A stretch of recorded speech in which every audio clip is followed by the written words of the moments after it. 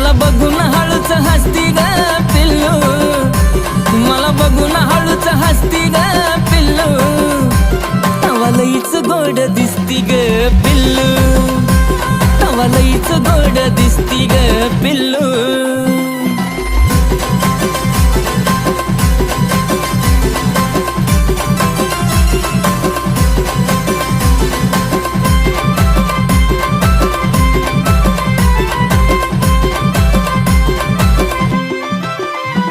अशी नागमोडी केलेली केसाची बांधणी, जणू स्वर्गातून उतरली शुक्राची चांदणी.